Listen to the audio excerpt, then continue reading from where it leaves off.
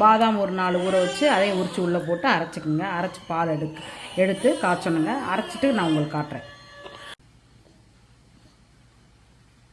இந்த மாதிரி நைஸாக அரைச்சிக்குங்க.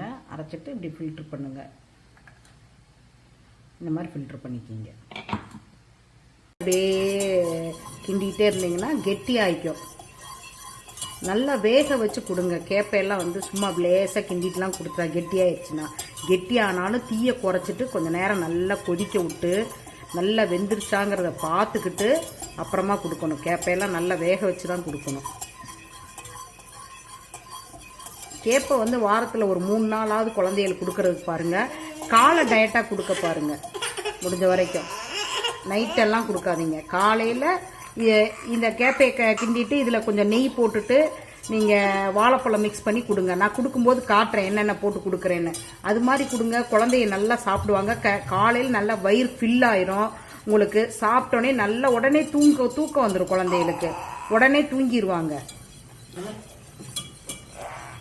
பாருங்க, கைவிடாமல் இப்படி கிண்டுங்க.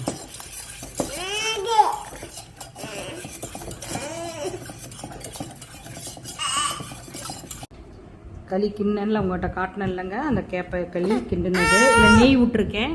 நெய் விட்டு கிண்டி எடுத்துகிட்டு வந்திருக்கேன். இதில் வந்து நம்ம வாழைப்பழத்தை மேஷ் பண்ணிக்கிறோம். செவ்வாழைப்பழத்தை மேஷ் பண்ணிவிட்டு இதில் போட்டு மிக்ஸ் பண்ணிக்கிங்க. இப்படி மிக்ஸ் பண்ணிவிட்டு ஊட்டுங்க குழந்தைகளுக்கு. வாழைப்பழமும் சாப்பிட்ருவாங்க. அதே நேரம் கேப்பை பாதாம் எல்லாம் மிக்சிங் ஆகிருக்கனால நல்ல ஒரு காலை உணவு வந்து சத்தான உணவுகளாக இருக்கும். இது உங்களுக்கு குழந்தைக்கு சத்தான உணவாக இருக்கும். வாழைப்பழம் முடிஞ்ச வரைக்கும் காலையில் கொடுக்கறதுக்கு ட்ரை பண்ணுங்க.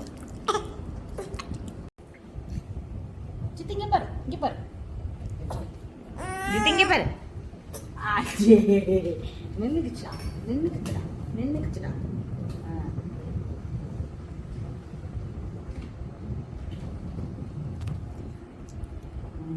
வாழைப்பழத்தோடு ஊட்டினீங்கன்னா குழந்தைய விரும்பி நல்லா சாப்பிடுவாங்க.